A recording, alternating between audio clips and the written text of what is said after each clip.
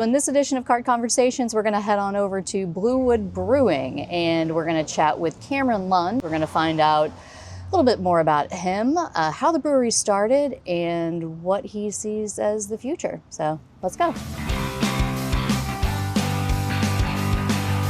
So I'm here with Cameron Lund, one of the owners of Bluewood Brewing. We're right in front of Bluewood Brewing here at the corner of Cherokee and Lemp in the southeastern corner of Benton Park. Yeah. Far southeast, right? Yeah, I think, is it via... Marine Villa. Yeah, yep, Villa, right across the street. Right across the street, so Yeah. right at that northern part. Cool. All right, where should we go? Park? All right. Okay, Bluewood Brewing. How long have you guys been here? So we took over the lease. We started in, September of 19 was our official business open. It was the year before that we actually took the lease over. So we kind of went into addressing the building, our needs, doing the gut work that we wanted to do then. And then come that next spring, it was March, we started doing the soft openings while we were looking for our kitchen partner. Perfect timing. March of 2020, or was that 19? So yeah, we opened in spring of 19, and then 2020 was when the pandemic hit. However, it was that March of 19. So we took the lease over in 18. The way I said it was kind of tricky. We took it over in the fall of 18, essentially. 19 in March, I think it was February, March is when we started doing soft openings, and we kind of did them sporadically. We did that until the government shut down. And so we're doing the soft openings, but we're giving away a lot of the beer as donation requests or whatever. We were really just offering free beer, and if people chose to leave a donation or whatnot, they could do that. And so we did that for a while until the government really picked up on our licensing, finally went through. So it was 3 months that we really weren't able to do anything other than just volunteer beer away. Wow. And try to make a brand out of ourselves before we really could make money off of it. So, yeah, but we had already been on the beer scene for years before that, as people kind of faking it till you make it, do festivals left and right, giving away product and really trying to get some exposure out there for our project coming up.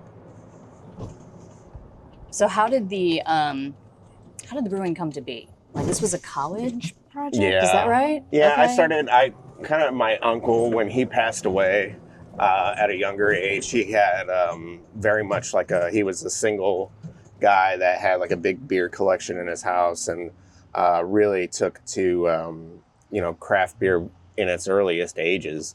And he and my grandfather wanted to start a little craft brewery. My other uncle, who is still kind of involved with our project, he wanted to start one as well. And so I kind of took interest through my family. And we're a family of engineers. So I went to school for engineering, and it's kind of one of those degrees where you start to understand a lot of the principles involved with brewing, and it becomes second nature. So I kind of just fell into it that way, and started brewing in college. And then when graduated, Grant and I both started brewing together, and I created the alias of Bluewood, shortly after we started college, or got out of college and started professional jobs. And those big boy paychecks start allowing you to kind of dump money into projects like that, and that's kind of how we started. And the name, where did the name come from? It's not as cool. I really wish I had a different name right off the bat, but it stuck once we got public recognition for different things, and that alias kind of took. But it was when I graduated, the two nicknames of the college homes we had from one side of our group of friends that lived as roommates, they had a house called Plywood, and ours was Old Blue, so we just combined the names. And kind of that alias was something that we went to festivals with and whatnot, and had our logo created in its earliest forms. The logo that is now the corner of our building, we refer to it as the retro logo or whatever. We still use it sporadically, but it's more just throwback. You don't see it on merch or anything anymore, but I think that was 2015. So Bluewood at its earliest form was probably 2015. You could argue it goes back to my alias at Rolla, where I called it Bray Avenue Brew Company, but it was funny. I was getting government letters and stuff for, fake business aliases because if you claim a business name, even if you're not actually doing business, you have to have a fake business alias associated with it too. So that's when it really kind of started. I was like, oh, I'm not selling beer or anything to my friends. I don't have like an underground bar or anything like that for college students. Yeah, I don't know that college kids want craft beer, but right. we did. Not we high did. on the list. No. That's cool. All right, so you are from St. Louis. From Kirkwood, yeah. Okay. My family's from like the Wisconsin area, and then we're all now St. Louis. What's left of us, really. But Kirkwood, went to school in Rolla and came back.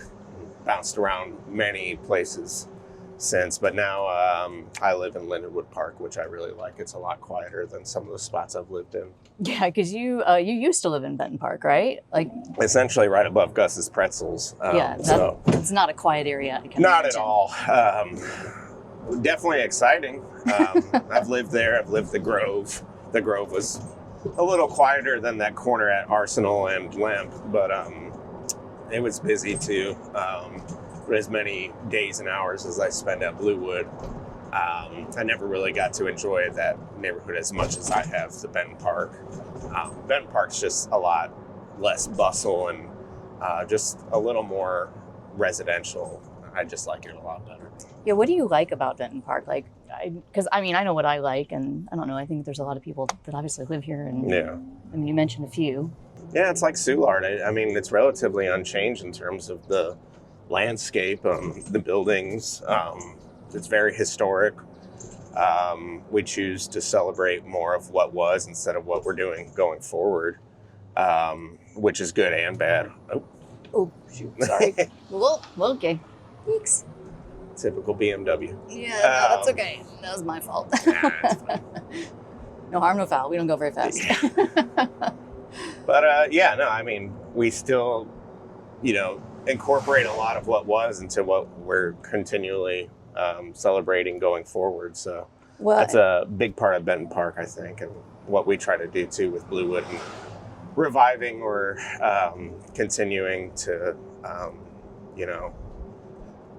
bring back parts of the neighborhood lore in our current brand.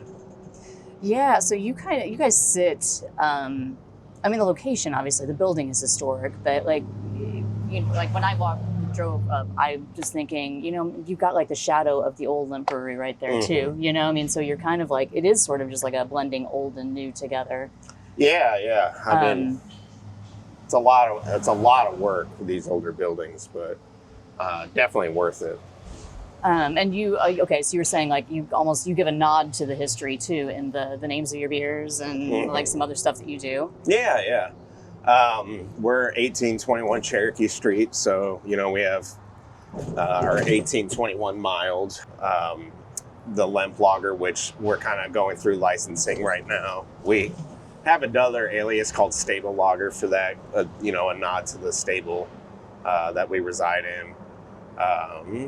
Cherokee Standard, the Benton Park Pilsner, which is Czech Pils. That's kind of more to honor what this brewing community down here around the AB area and our neck of the woods was. And other beers like that, we have little nods and little secretive things that maybe aren't the most apparent right to the customer immediately, but every once in a while people ask us why certain things are named what they are and whatnot. And we're like, oh, it's actually, like a little nod to this nook of the neighborhood or, these street names or whatever it is. So. Yeah, no, it's funny. I mean, I'm in there quite a bit. Yeah. And I didn't know 1821 was your address. Like, I didn't know that's where that came from. I think I just thought it was like a year. Nope. That's our address, Okay. 1821 Cherokee Street. So All right, learning something new every day. yeah. Interesting. Okay, I mean the stable lager, that makes a lot of sense because the building. Talk about the building. Like, what did it used to be?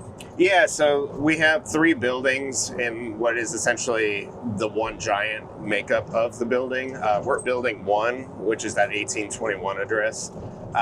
We were part of the stables to the actual brewery, and then you have in the other buildings the stables and like carriage house and mechanic shop of old. Throughout the building's life, it had been originally obviously part of the Lemp campus, where the Lemp buildings directly across the street are the actual brewery. And then if you think about it, now everything looks separated and partitioned by actual paved streets. It was all one big campus. And so at another point in time, it was an ammunition depot for the wars. It had been a shoe dye factory I think that was right before our previous landlords had bought it. And they weren't our landlords, but when the people who bought it right before our current landlord had it, it was the shoe dye factory right before that. I can't remember the name off the top of my head right now, but they had lots of machinery, lots of heavy machinery in the building. So what was, the previous stonework and underground happenings, a lot of that was busted up. A lot of it was covered up. More to have those machines in there and stuff now. So our warehousing is mostly because of that. Gotcha. And there's some hauntings. There's some ghosts. Have we heard some ghost stories? Yeah, we've had some little anecdotes and whatnot. I mean, our ghost notes is a nod to that. We've had books come off the shelves and hit the bartenders. Mitch has gotten pelted a couple times. Mitch. As a person of science myself, I don't know how much I believe it, but I have had some weird stuff happen down there. It's one of those buildings that definitely speaks at night. Definitely creaks and moans, but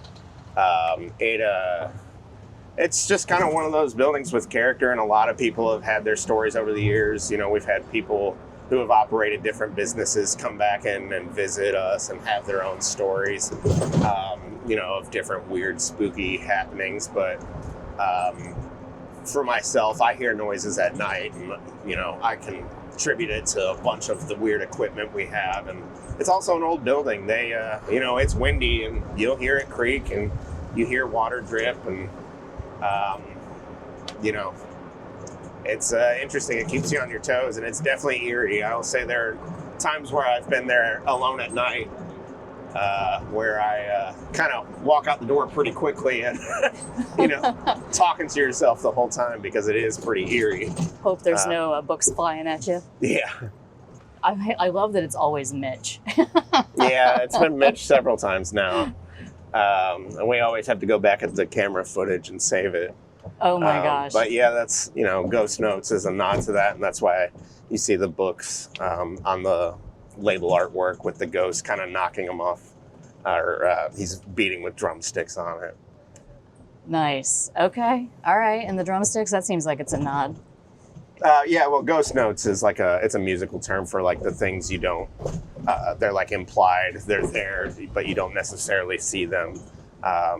It's a busier part of a piece of the music that you don't always see or hear immediately without, having it brought to your attention or really looking for it. So a lot of our beer names, or my beer names, I try to build in double entendre to a lot of them. So Ghost Notes is, again, the little things that the ghosts are doing with us to kind of let us know they're there, but also it's a drumming term or music term. I have a lot of different beer names throughout the repertoire of beers we have that are kind of like that. I like it. Little Easter eggs. Yeah. That's cool. So what are you doing when you're not working? I mean, I know that's a loaded question because you're always working, I feel like. Yeah. Yeah, I mean, if I'm not working, a lot of it is just different little hobbies that are easier to do. At home, I'm mostly just trying to relax, spend time with my pets, my girlfriend as well. We get limited time together because of both of our, daily activities. For me, I spend the long hours, obviously, for her. She travels far to work out over in Alton, and she's got, a postdoctorate position that she's upgrading to senior scientist just recently. So, getting to spend time with each other. I do knife sharpening for different people, including our own restaurant. But and if I can get lucky enough to get away and enjoy some good weather, I go fly fishing quite a bit. I say quite a bit, but it's only a handful of days of the year. But Right. that's what I prioritize if I really do try to get away. Nice. And how long have you been fly fishing? Uh, It's like a childhood thing? It started as a childhood. I would say definitely out of college when I was able to, I was actually really close to a lot of good waters in southern Missouri when I went to college, but I never really had time to do it. I wasn't the smartest of kids. I was diligent, but I spent a lot of the time, if I did, with my friends or brewing too. So, it's a trade-off both financially and with time, that brewing and fly fishing both expensive, but also require quite a bit of energy and time to do. So as a college kid, you didn't necessarily have all the money just laying around. If you were given, your stipends for each semester or whatever, most of it went to food and rent and beer. But Well, I mean, yeah. Of course, the necessities, Yeah. right? Well, it sounds like there's a connection there too. To you guys have a sign Mm-hmm. in the brewery that what is it, like an audacious dream? What does the sign say? Are you talking about the flag in the brew house? Yeah. Oh, yeah. It was, we do this not because it's easy, but because we thought it was easy. It was going to be easy. Right. And, it's a joke, but it's very serious in that, when we got into craft beer, it was the hottest thing on earth, and, everything, well, we knew it would eventually come to a point where, something comes to a head and there's going to be a correction in the market. Things changed. We had a global pandemic with, a financial crisis and several things that we never would have thought would happen that completely changed the landscape for our industry. We're still here. You are. Construction and all. Yeah. Oh, it's constant around us. Well, thank you so much for the combo. Yeah, absolutely. I'll see you around, I guess. Any last parting words for the audience? Now, give us a shot if you haven't. We're all about the neighborhood and try to focus on the neighborhood and chip away at our success by starting here first. Love it. Yeah. Perfect. Thanks. Awesome. Thank you.